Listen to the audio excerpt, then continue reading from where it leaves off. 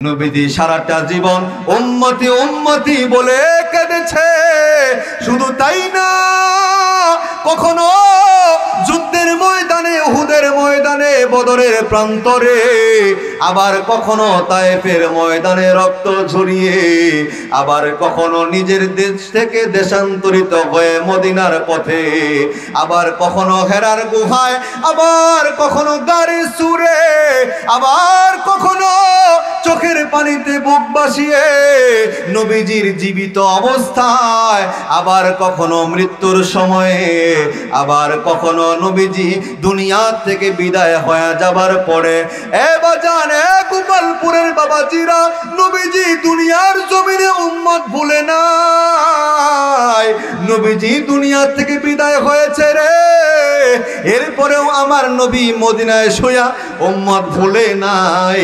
কবরেও নবী উম্মত ভুলবে না, হাসরেও নবী উম্মত ভুলবে না। একটু আওয়াজ দেয়া বলো, কথা ঠিক না বেঠিক? আরো উচ্চ আওয়াজে বলো, কথা ঠিক না বেঠিক? আমার ভাইরা, আমার বন্ধুগণ, খুব মনোযোগ দেওয়া লাগবে। নবী আমারে আপনারে এভাবেই ভালোবাসা দিয়েছে। এ বন্ধু, এবার অনেকেই বলবে, হুজুর গো, নবীজি যতটা ভালোবেসেছে, বাবা তো তার সন্তানকে এর চাইতে বেশি ভালোবাসে, মা তো তার জন্ম দেওয়া সন্তানকে এর চাইতে বেশি ভালোবাসে, সন্তান তার পিতামাতাকে এর চাইতে বেশি ভালোবাসে, কর্মী তার নেতাকে এর চাইতে বেশি ভালোবাসে, ভাই তার ভাইকে এর চাইতে বেশি ভালোবাসে, ভাই তার বোনকে এর থেকে বেশি ভালোবাসে, স্বামী তার বিবিকে এর থেকে বেশি ভালোবাসে, বিবি তার স্বামীকে এর থেকে বেশি ভালোবাসে, বন্ধু তার বন্ধুকে এর থেকে বেশি ভালোবাসে। আমি বলতে চাই, আমি মুফতি মুশাররফ আল হুসাইনি বলতে চাই, ও গোপালপুরের বাবাজিরা শোনো, কানটা লাগায়া শোনো। তুমি মনে করতে পারো দুনিয়ার মানুষেরা তোমারে নবীর থেকে বেশি ভালোবাসে, না না না, এ বাজান, ভালোবাসে, মুখে বললেই প্রমাণ হয় না। ভালোবাসার জন্য পরীক্ষা দিতে হয়, কথা কও ঠিক না বেঠি? আল্লাহ রাব্বুল আলামিন কোরআনে হাকিমের ভিতরে সেই বিষয়টা স্পষ্ট করে জানায় দিয়া বললেন, দুনিয়ার মানুষেরা শোনো, আমি তোমাদের কাছে এমন এক মায়ার নবী পাঠাইছি, যেই নবী তোমাদের ব্যথায় এতটা ব্যথা নিজের অন্তরে অনুভব করেন যে আমি আল্লাহ আমার নবীরে সান্ত্বনা দিয়েছি। লাআল্লাকা বাখিউন নাফসাকা আল্লা ইয়াকুনু মুমিনিন। নবী গো, আপনি আপনার উম্মতদেরকে নিয়ে আর এত চিন্তা করবেন না। নবী গো, আপনি যদি আপনার উম্মত নিয়ে এভাবেই চিন্তায় মগ্ন থাকেন, নিজেকে ব্যস্ত রাখেন, নবী গো, হতে পারে অতি সত্বর লাআল্লাকা বাখিউন নাফসাকা, অতি সত্বর আপনার অন্তরটা ফেটে চূর্ণ বিচূর্ণ হয়ে যাবে। আমার ভাইয়েরা, এটাই বাস্তবতা। আল্লাহর নবী অন্তরে যখন উম্মতের প্রতি মায়া, মোহাব্বত আর যাতনা, ভালোবাসা ঢুকে যেত, নবীজির অন্য কোনো কিছু আর খেয়াল থাকতো না।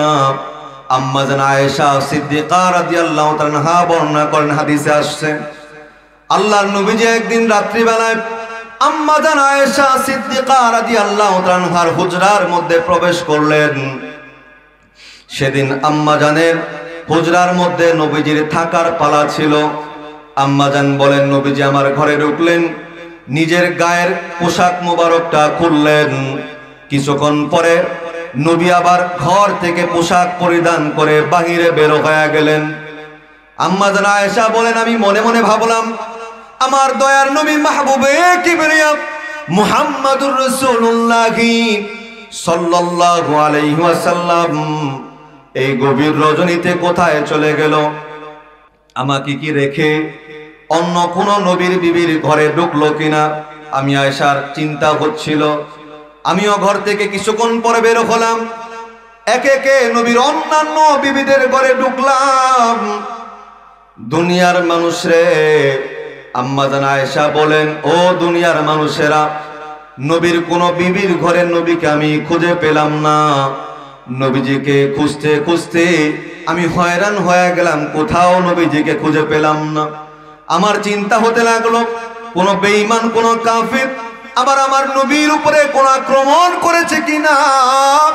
এই চিন্তা নিয়ে আমি পেরেশান, নবীজিকে চতুর্দিকে খুঁজতে লাগলাম।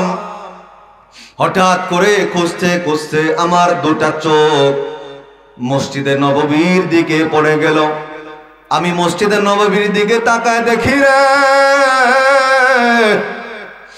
আমার নবীজি মসজিদে নববীতে নামাজে দাঁড়ানো। নবী আমার নামাজ আদায় করতেছে, আর মায়ার নবীর জবানে কেবলমাত্র বারবার একটা আয়াত তিলাওয়াত হচ্ছে। আমার নবী তিলাওয়াত করতেছে, ইন তুআযিবহুম ফাইন্নাহুম ইবাদুক ওয়া ইন তাগফির লাহুম ফাইন্নাকা আনতাল আজিজুল হাকীম।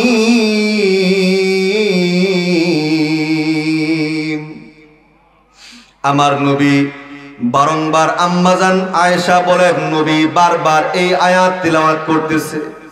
আমি নবীজিকে নামাজের মধ্যে বিরক্ত করলাম না, আমি চলে আসলাম আমার হুজরায়। নবীর জন্য অপেক্ষায় আছি, বুঝি নবী নামাজ শেষ করে আমার কাছে আসবে।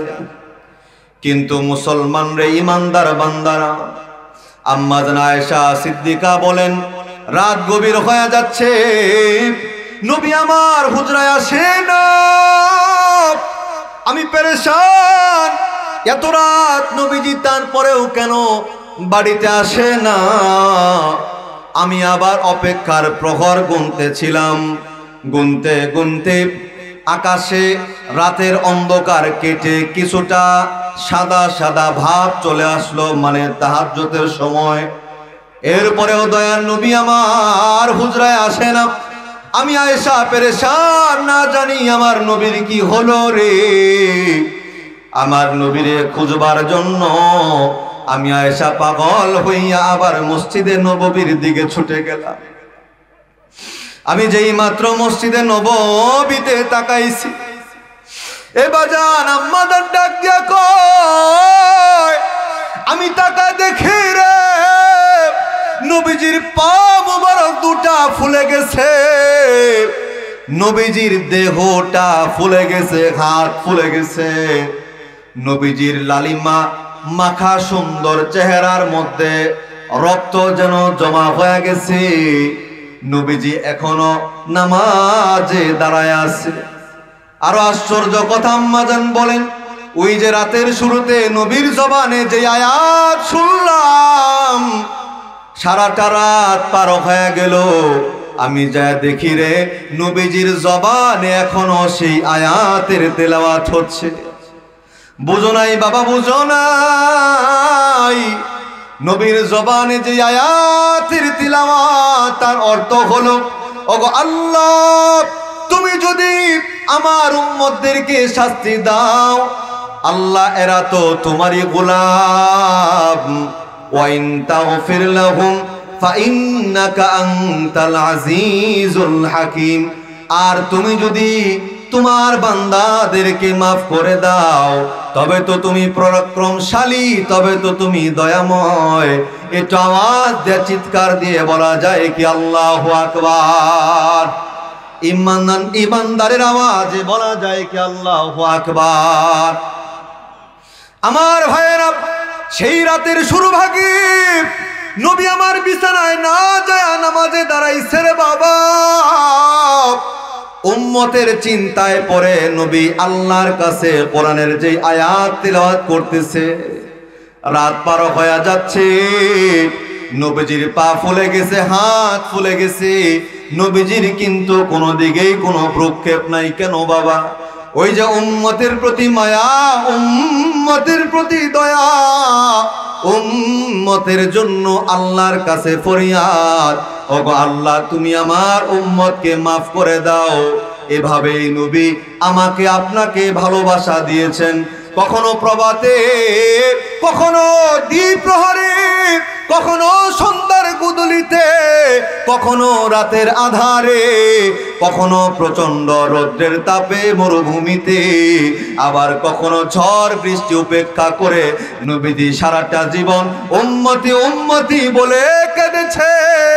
শুধু তাই না, কখনো যুদ্ধের ময়দানে, উহুদের ময়দানে, বদরের প্রান্তরে, আবার কখনো তায়েফের ময়দানে রক্ত ঝরিয়ে, আবার কখনো নিজের দেশ থেকে দেশান্তরিত হয়ে মদিনার পথে, আবার কখনো হেরার গুহায়, আবার কখনো গাড়ি সুরে, আবার কখনো চোখের পানিতে বুক বাসিয়ে নবীজির জীবিত অবস্থায়, আবার কখনো মৃত্যুর সময়ে, আবার কখনো নবীজি দুনিয়া থেকে বিদায় হয়ে যাবার পরে, গোপালপুরের বাবাজিরা, নবীজি দুনিয়ার জমিনে উম্মত ভুলে নাই।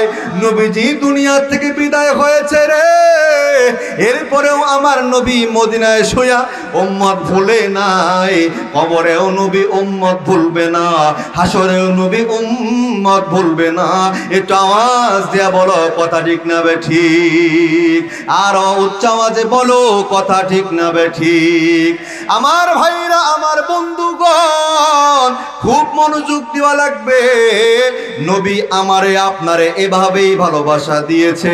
এ বন্ধু, এবার অনেকেই বলবে হুজুর গো, নবীজি যতটা ভালোবেসেছে, বাবা তো তার সন্তানকে এর চাইতে বেশি ভালোবাসে, মা তো তার জন্ম দেওয়া সন্তানকে এর চাইতে বেশি ভালোবাসে, সন্তান তার পিতামাতাকে এর চাইতে বেশি ভালোবাসে, কর্মী তার নেতাকে এর চাইতে বেশি ভালোবাসে, ভাই তার ভাইকে এর চাইতে বেশি ভালোবাসে, ভাই তার বোনকে এর থেকে বেশি ভালোবাসে, স্বামী তার বিবিকে এর থেকে বেশি ভালোবাসে, বিবি তার স্বামীকে এর থেকে বেশি ভালোবাসে, বন্ধু তার বন্ধুকে এর থেকে বেশি ভালোবাসে।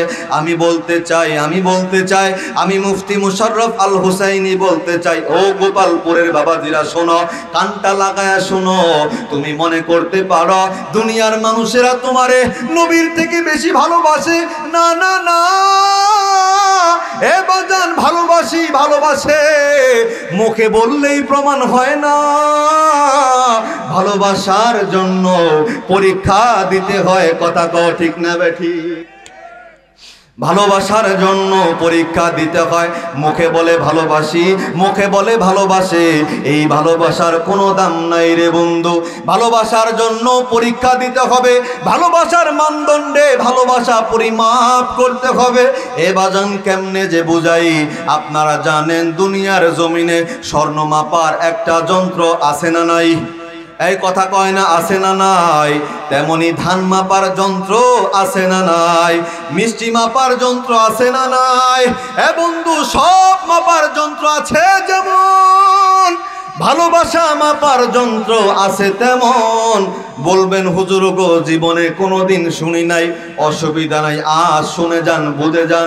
দুনিয়াতে সব মাপার যেমন যন্ত্র আছে, ঠিক তেমনি ভালোবাসা মাপারও যন্ত্র আছে। ঠুমকো কোনো জিনিস না, ঠুমকো কোনো যন্ত্র না। ভালোবাসা মাপার যন্ত্রের নাম হলো আল কোরআন।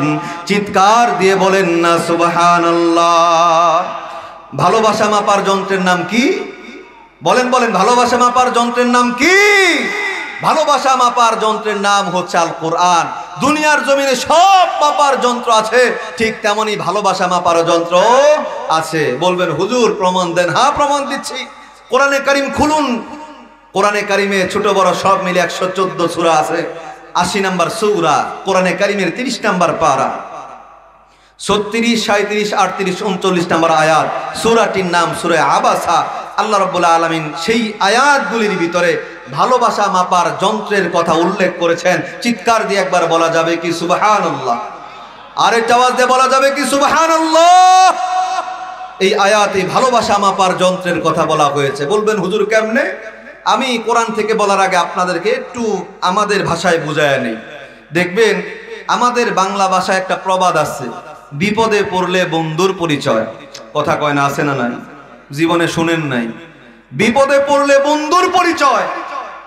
আপনার যখন সুখের দিন, টাকা পয়সার অভাব নাই, ক্ষমতা আছে, কন্যা মানুষের অভাব হবে আপনার, কিন্তু যখনই আপনার ক্ষমতা নাই, যখনই আপনার টাকা পয়সা নাই, যখনই আপনার দ্বন্দ্ব দৌলত নাই, যখনই আপনার এই অট্টালিকা দালান কোঠা কোনো কিছু নাই, ধরুন আপনার রাস্তার ফকির, তখন আপনাকে কয়জন মানুষ কাছে টানে আর আপনার পিছনে পিছনে ছুটে, আপনি তখনই টের পাবেন যে কয়জন আপনারে ভালোবাসে আর কয়জন আপনার পিছনে ধান্দায় ঘুরেছে। কথা কোন ঠিক না বেঠিক? এই জন্য বাংলা ভাষায় প্রবাদ আছে, বিপদে পড়লে বন্ধুর পরিচয়। মোহতারাম হাজিরিন, একটা গল্প মনে পড়েছিল, ওইদিকে যাব না, আমার সময় চলে যাচ্ছে। আমি আপনাদেরকে আসুন এবার কোরআন থেকে কথাটা শোনাতে চাই। মোহতারাম হাজিরিন, বাংলা ভাষার প্রবাদেই পেয়ে গেলাম বিপদে পড়লে বন্ধুর পরিচয়। তার মানে ভালোবাসা মাপার যন্ত্র কোরআন। কোরআনে এমন একটা বিপদের কথা বলা আছে, যেই বিপদের দিনে কে আমাকে কাছে টেনে নেয়, আমার জন্য ভালোবাসার চাদর বিছিয়ে দেয়, সেদিন প্রমাণ হয়ে যাবে কে আমাকে সত্যিকারে ভালোবাসে আর কার ভালোবাসা হলো স্বার্থের ভালোবাসা। চিৎকার দিয়ে বলুন, কথা ঠিক না বেঠিক?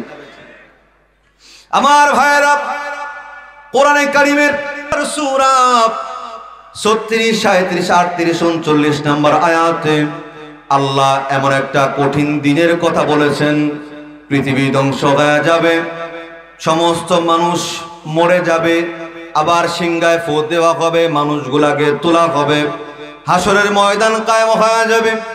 আল্লাহ রাব্বুল আলামিন সেদিন প্রতিটা মানুষকে উন্মুক্ত ছেড়ে দিবেন, যাও তুমি তোমার আপনজনদের কাছ থেকে একটা মাত্র নেকি যদি ব্যবস্থা করতে পারো, তবে আমি আল্লাহ তোমাকে জান্নাতের মালিক বানায়া দেব।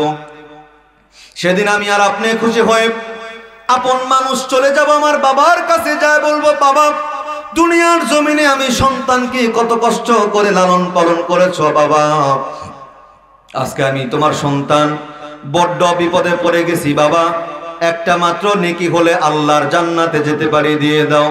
সন্তান বলবে, কে তুমি?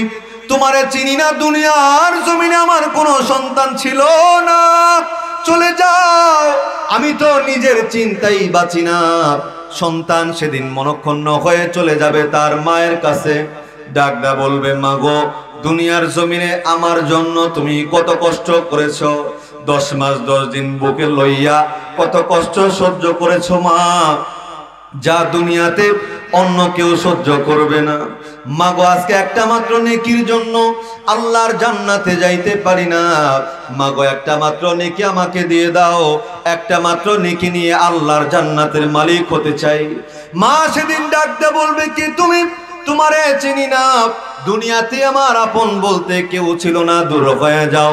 চলে যাবে ভাইয়ের কাছে, ভাইও সেদিন ভাইয়ের পরিচয় দিবে না গো, চলে যাবে বোনের কাছে, বোনও সেদিন বোনের ভাইয়ের পরিচয় দিবে না, বোনের পরিচয় দিবে না। চলে যাবে সন্তানের কাছে, ডাক দেয় বলবে, কলিজার টুকরা সন্তান রে, দুনিয়ার জমিনে তোমার জন্য জীবন যৌবন সব বিসর্জন দিয়ে কত কষ্ট করেছি, হালাল হারামের দিকে তোয়াক্কা করি নাই, কলিজার টুকরা সন্তান, আজকে একটা মাত্র নেকি হলে আল্লাহর জান্নাতে যেতে পারি, একটা মাত্র নেকি আমারে দিয়ে দাও, জান্নাতে চলে যেতে চাই। সন্তান ডাক দেয়া বলবে, কে গো তুমি?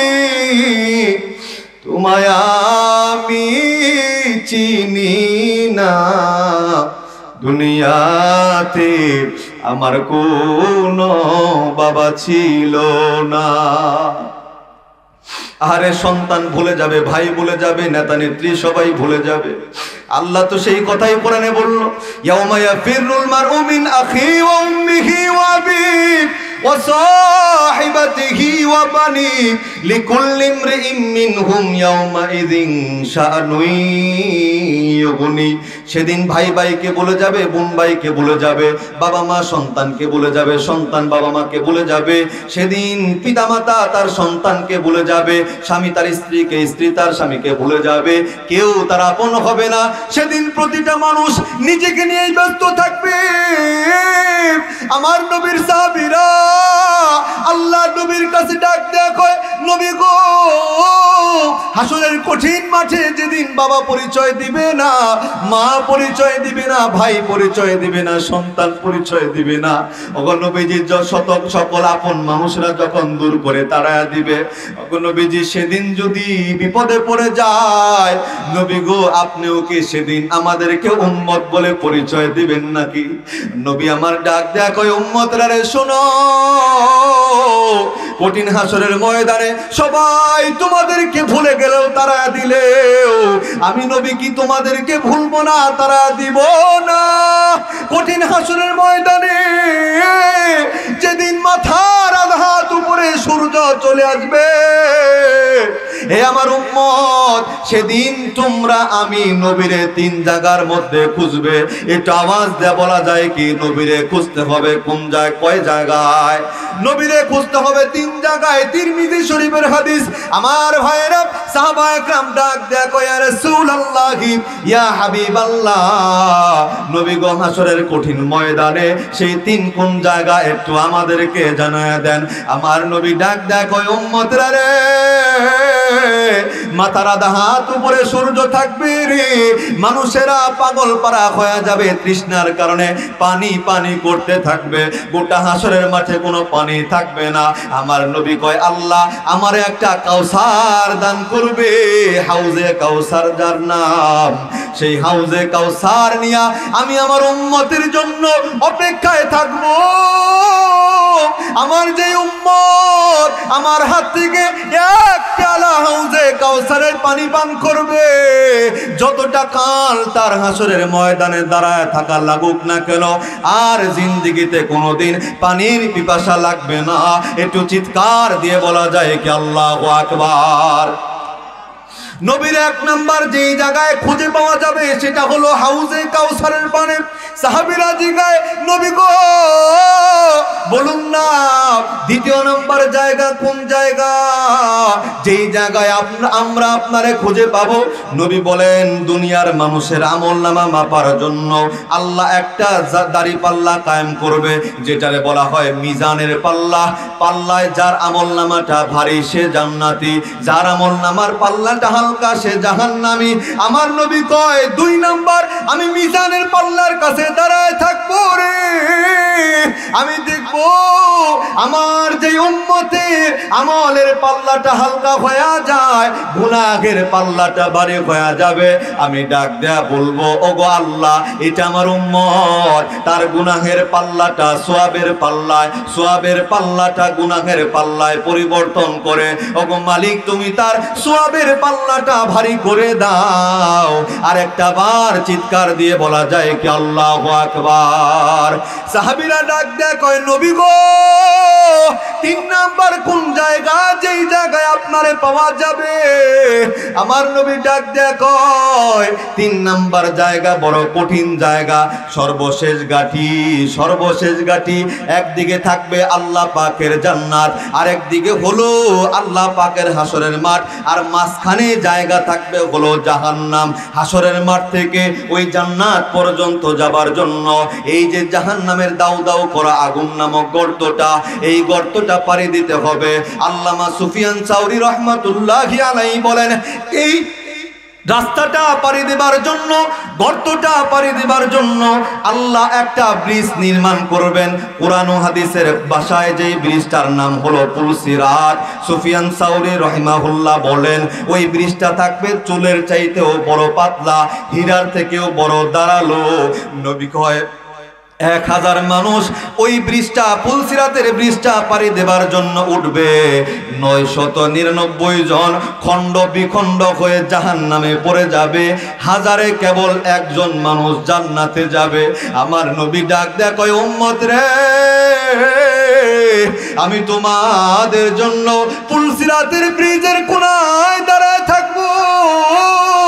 আমি যখন দেখবো আমার কোন উম্মত পুলসিরাতের ব্রিজটা পার হবার জন্য রওনা দিবে, আমি স্বয়ং নবীজি তার হাতটা ধরে পুলসিরাত পার করে তার জান্নাত পর্যন্ত পৌঁছে দিয়ে আসবো।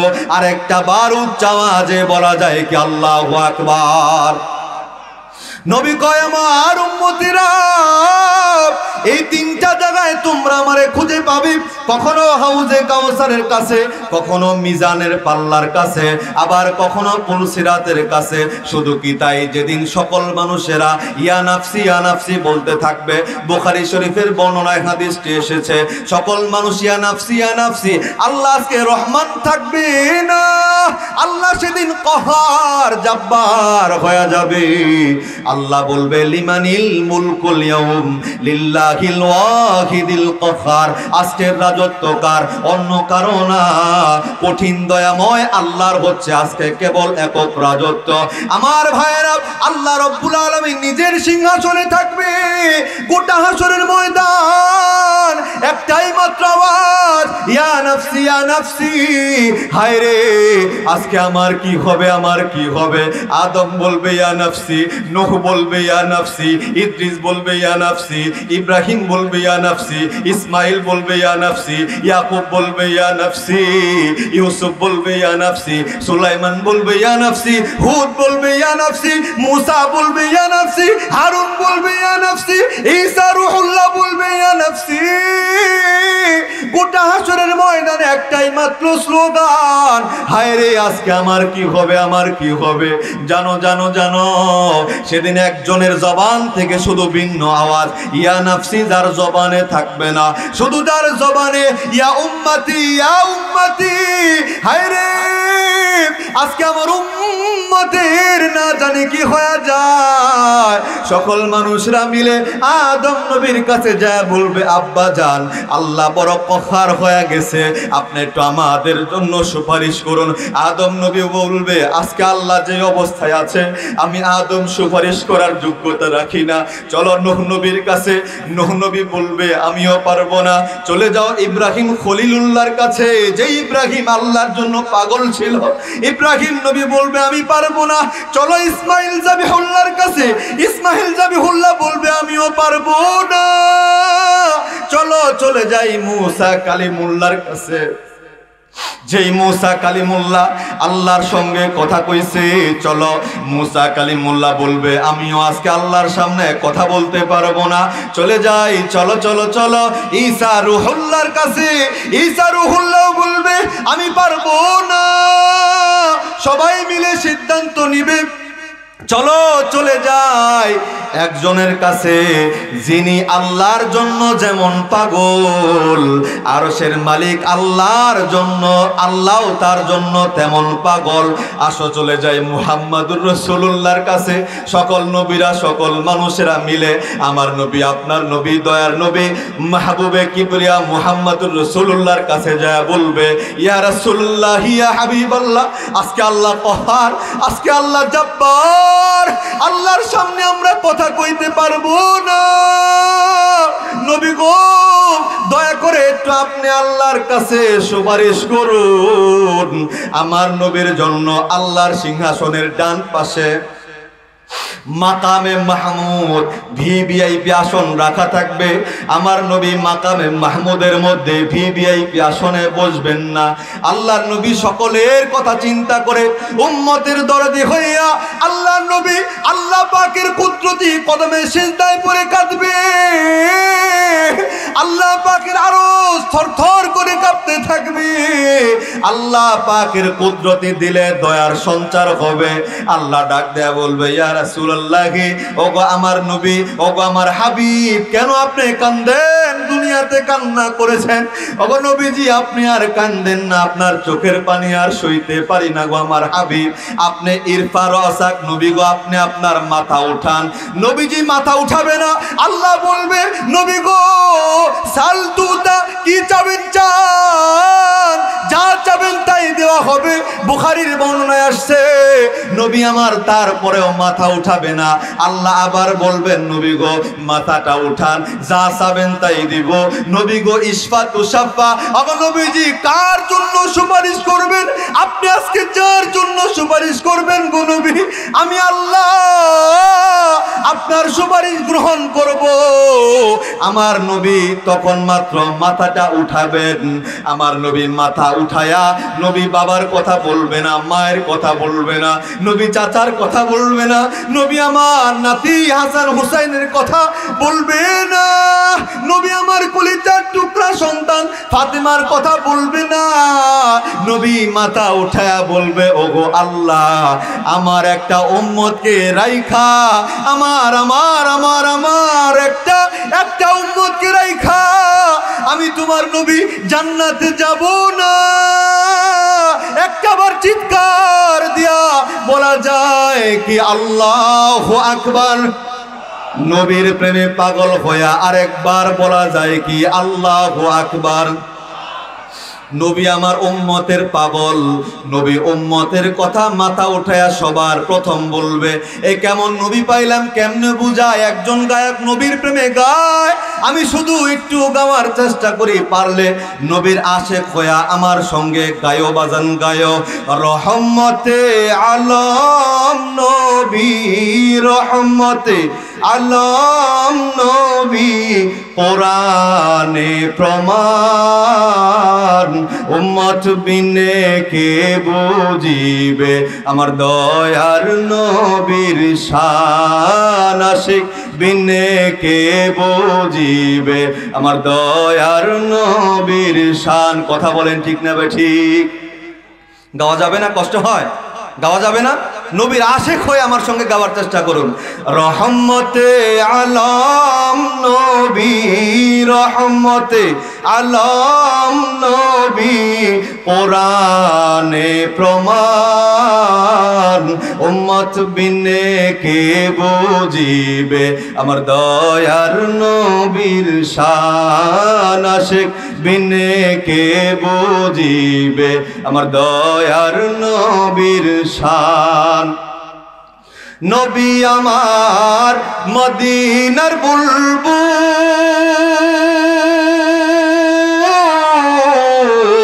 আমার আল্লাহ ভালোবেসে নাম দিয়েছে হাবিবে রাসূল। আল্লাহু আকবার!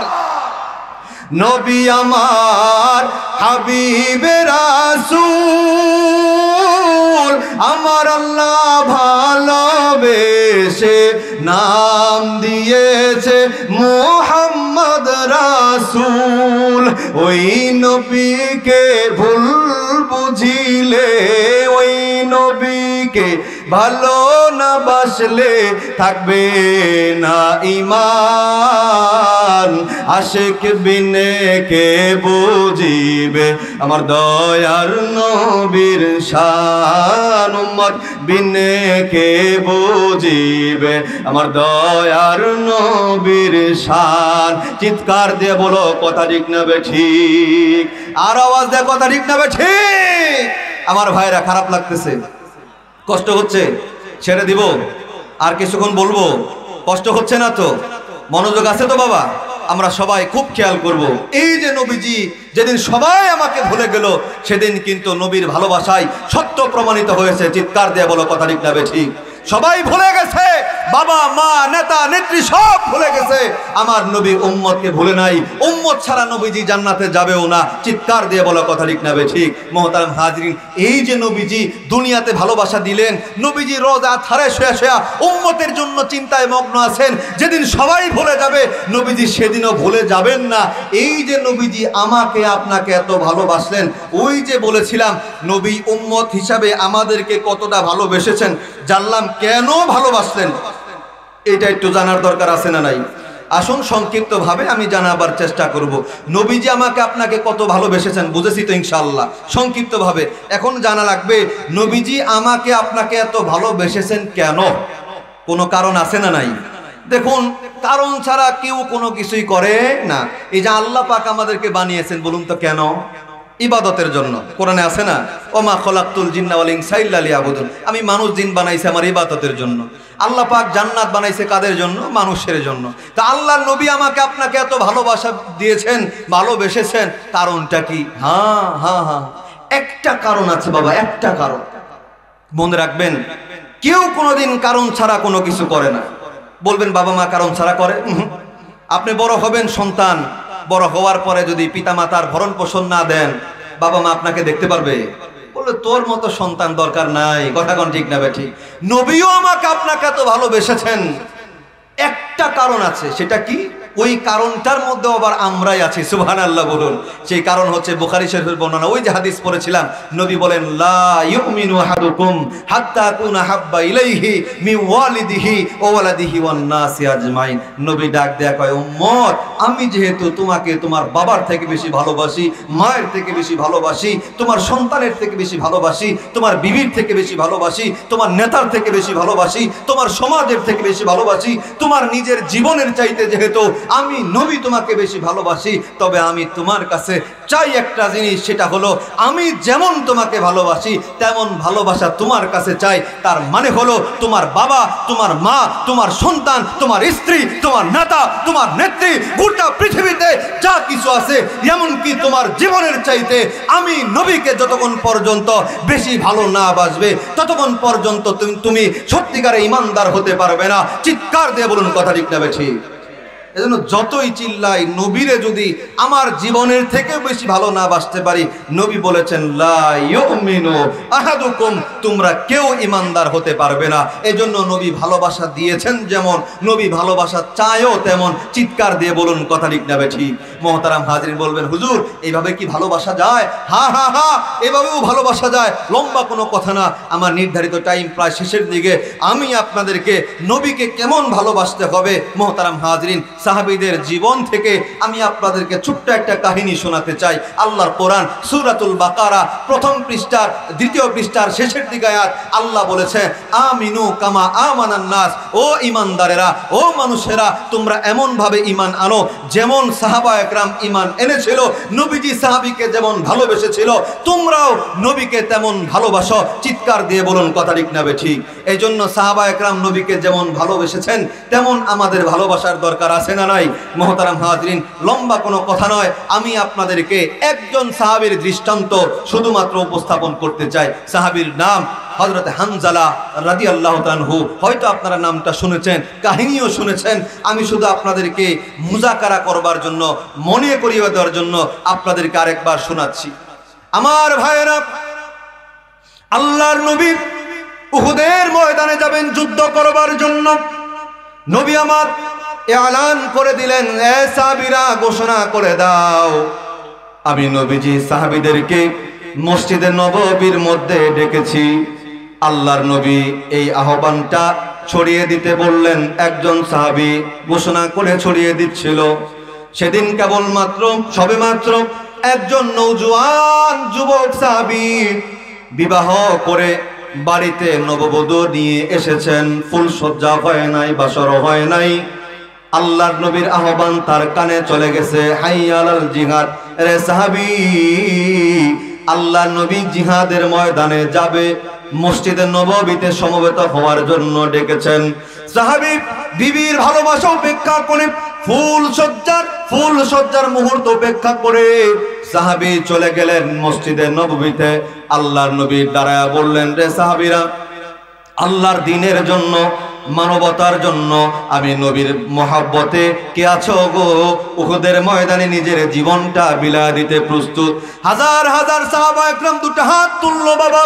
শত শত হাজার হাজার সাহাবা একরামের ভিড়ে হানজালা রাদিয়াল্লাহু তাআলা নিজের হাতটা উঠায়া ডাক দেয়া কয়, ইয়া রাসূলুল্লাহি, ইয়া হাবিবাল্লাহ, নবী গো, আমি আমার জীবনটা আপনার মহব্বতে উহুদের ময়দানে বিসর্জন দিতে চাই।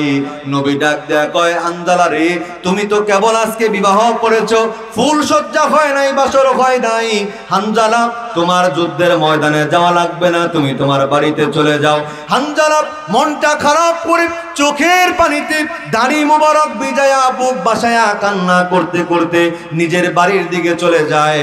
আহারে, নবী আমার যুদ্ধের ময়দানে যাবে, আমি যুদ্ধের ময়দানে যেতে পারলাম না, নবীর সঙ্গী আমি হতে পারলাম না। সাহাবী হানজালা বাড়িতে চলে গেল। নবী একটা কাফেলা লইয়া, নবী একটা দল সাজায়া উহুদের ময়দানে যুদ্ধের জন্য চলে গেল। আমার ভাইরা, লম্বা কথা সংক্ষিপ্ত করে দিলাম। নবীজি যুদ্ধের ময়দানে যুদ্ধ করে এবার হঠাৎ করে দুষ্ট কাফির এসে আমার নবীর দান্দান মোবারকের মধ্যে আঘাত করে দেয়। এ বাজান রে, আরেকটা কাফির কোথা থেকে যেন এসে নবীজির মাথার দিকে মস্ত বড় পাথর দিয়ে নবীজির মাথার দিকে একটা ঢেল মারছে। আমার আপনার দয়ার নবী মাহবুবে কিবরিয়ার মাথার লোহার হেলমেটটা বের করে একটা লোহা নবীজির মাথার মধ্যে বাজান রে ঢুকে গেছে, ফিনকি দিয়া রক্ত বের হয়ে গেছে। আমার নবীজি জ্ঞান হারায়া একটা গর্তের মধ্যে বাজান রে পড়ে গেছেন। এদিকে শয়তান সুযোগ পাইয়া মানুষের রূপ ধারণ করে গোটা উহুদের ময়দানে সংবাদ ছড়ায় দিল, মদিনার মানুষেরা, ইমানদারেরা, কার জন্য যুদ্ধ করবি, কার জন্য সংসার বাঁধবি, জীবন বাঁধবি? তোমাদের দিনের নবী মুহাম্মদ আর দুনিয়ার জমিনে জিন্দা নয়। যেই মাত্র নবীর পাগল সাহাবীদের কানে কানে এই আওয়াজ পৌঁছে গেল, দিনের নবী, মায়ের নবী, ধ্যানের ছবি মুহাম্মদুর রাসূলুল্লাহ আর দুনিয়ার জমিনে জিন্দা নয়, সাহাবীদের মনোবলটা বাজান রে নষ্ট হয়ে গেল। সাহাবীরা পাগল পারা হয়ে গেল। একজন সাহাবী পাগলের মতো হইয়া উহুদের ময়দান থেকে এই মদিনার দিকে বাজান রে দৌড়াতে শুরু করলো। এ বন্ধু জানো, যখন এই মদিনার দিকে দৌড়াতে শুরু করে হযরতে হানজালা কেবলমাত্র বিবির সঙ্গে একান্ত মিলামেশা করেছে, গোসলটা ফরজ হয়েছে, গোসলখানায় গিয়েছে, মাথার মধ্যে কেবলমাত্র পানি ঢালবে, পবিত্র হবে।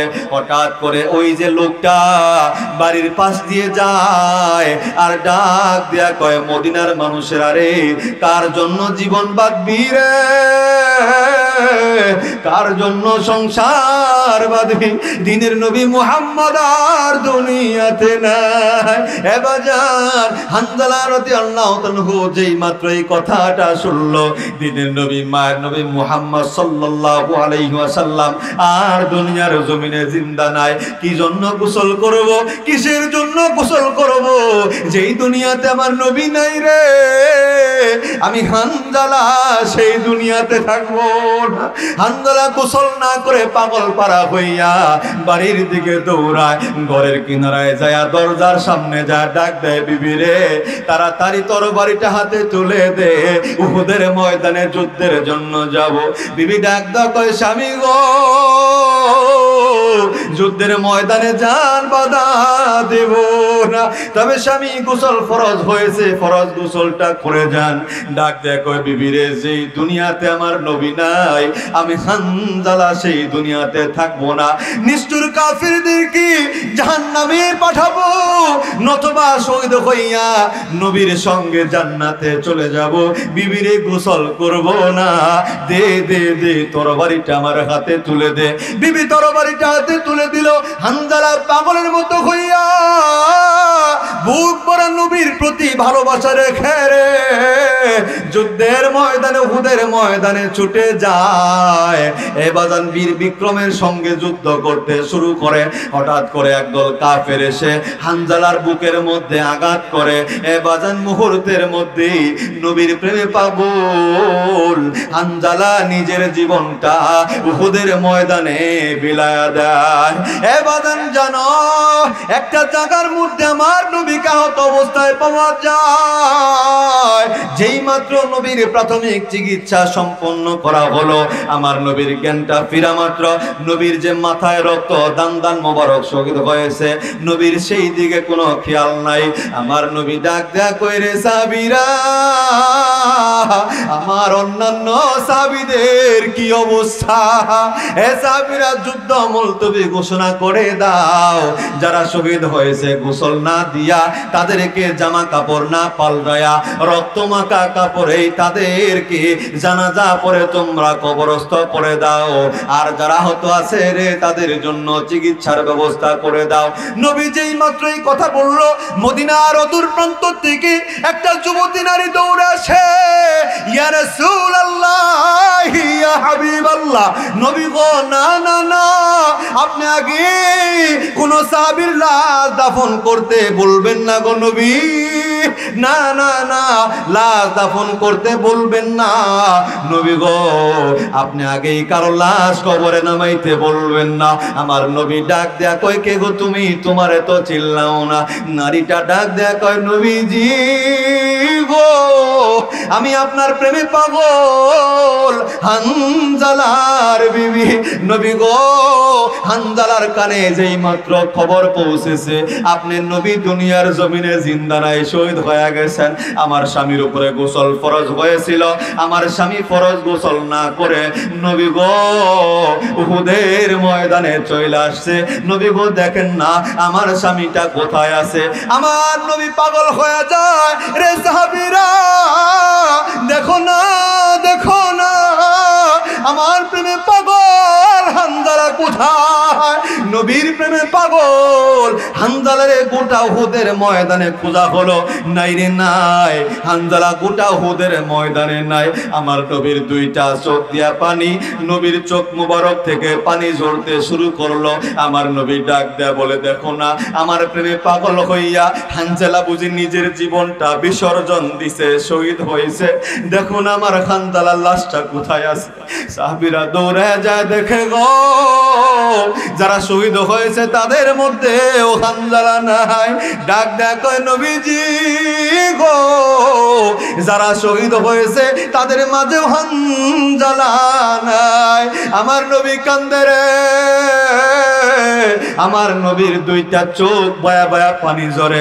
আমার নবীর কান্না দেখে ওই যে পাহাড়ের ফেরেশতারা কান্দে, জমিনের ফেরেশতারা কান্দে, আরশের ফেরেশতারা পর্যন্ত কান্দে।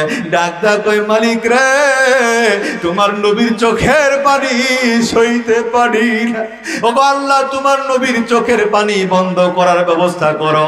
আমার আল্লাহ ডাক দেয়া কয় জিবরাইল আমার বন্ধু মুহাম্মদের কাছে পয়গাম লয়া যাও। জিবরাইল আসছে, ইয়া রাসূলুল্লাহ ইয়া হাবিবাল্লাহ, নবী গো আপনি কান্দেন কেন? নবী গো চোখের পানি মুছুন, কান্নার দরকার নাই। নবী ডাক দেয়া কয় জিবরাইল কেমন কথা বলো তুমি কি জানো না? আমার প্রেমে পাগল হইয়া হানজালা উহুদের ময়দানে আসছে। জিবরাইল রে তারে খুঁজে পাওয়া যায় না, আমার মন বলে তার লাশটা কাফেরেরা গোপন করে ফেলেছে। আমি নবী কি আমার প্রেমে পাগল, হানজালার লাশটা একটা বারের জন্য দেখবো না। এবার জিবরাইল ডাক দেয়া কয় নবী গো দুনিয়ার কোন কাফের কোন বেঈমান আপনার প্রেমে পাগল হানজালার লাশ গোপন করতে পারে না। নবী গো দুনিয়ার জমিনে যেই মানুষটা আপনার জন্য পাগল, নবী গো আপনি সেই মানুষটার জন্য পাগল। ওগো নবীজি আপনি যেই মানুষটার জন্য পাগল আমার আল্লাহ ওই মানুষটার জন্য পাগল। ওগো নবীজি না না না আপনার প্রেমে পাগল হানজালার লাশ কেউ গোপন করতে পারে নাই। নবী গো আপনার প্রেমে পাগল হইয়া হানজালা ফরজ গোসল না করে উহুদের ময়দানে আসছে। রব্বুল আলামিন কিন্তু তা জানে, ফেরেশতাদের মাধ্যমে হানজালার লাশ আমার আল্লাহ জান্নাতে উঠাইছে। জান্নাতুল ফিরদাউসের পানি দিয়া আমার আল্লাহ হানজালার লাশটা গোসল করাইছে। একটা বার মুমিনের আওয়াজে বলা যায় কি আল্লাহু আকবার, আরো আরো আওয়াজে বলা যায় কি আল্লাহু আকবার। আমার ভাইরা আর লম্বা নয়, আরে বন্ধু শোনো, নবীরে হানজালা যেমন ভালোবেসেছে নিজের জীবনটা বিসর্জন দিয়েছে, এ যুবক যৌবনটা বিসর্জন দিয়েছে। বন্ধু নবীরে আমার নবী এজন্যই তো বলেছেন উম্মত রে যতক্ষণ পর্যন্ত তোমার জীবনের চাইতে আমি নবীকে বেশি ভালো না বাসবে ততক্ষণ পর্যন্ত ইমানদার হতে পারবে না। হে আমার গোপালপুরের বাবাজি, আমি মুফতি মুশাররফ আল হোসাইনি আর যদি জীবনেও কোনোদিন তোমাদের কাছে না আসি রে বাপ, মনে রাখো আমি এসেছিলাম দীর্ঘ 1 ঘন্টা সময় নবী কেমন তোমারে ভালোবাসছে আমারে ভালোবাসছে বোঝাবার চেষ্টা করেছি বাবা। এই জন্য দিল থেকে আজকে আবদার করে যাই বন্ধু, যতদিন বেঁচে থাকবো যেই নবী তোমারে আমারে এমন ভালোবাসছে, হানজালা রাদিয়াল্লাহু তাআলা আনহু নবীরে যেমন ভালোবাসলো তেমন ভালোবাসবো তো ইনশাআল্লাহ। কথা কয় না ভালোবাসবো তো ইনশাআল্লাহ। নবীকে নিজের জীবনের থেকে বেশি ভালোবাসবো। সকলেই বলুন আমিন, আওয়াজ দেব না আমিন। আল্লাহ তুমি কবুল করো। মুহতারাম হাজিরিন, আমি আলোচনা শুরু করেছিলাম সূরা আত-তাওবা আয়াত নাম্বার 128। আল্লাহ পাক এই আয়াতের ভিতরে নবীর শানে 4টা সিফাত বলেছেন। এর মধ্যে 1 নাম্বার সিফাত ছিল নবী উম্মতের ব্যথায়, উম্মত যতটুকু ব্যথা পায় তার থেকে নবী তার অন্তরে বেশি ব্যথা পান। আরো 3টা সিফাত এই আয়াতের ভিতরে আছে না নাই? কথা কয় না, আছে না নাই? শুনতে তো মন চায় মুহতারাম হাজিরিন, কিন্তু আজ আর বলবো না। ইনশাআল্লাহ অন্য কোনো দিন যদি আল্লাহ পাক আপনাদের খেদমতে হাজিরা দেবার তৌফিক দান করে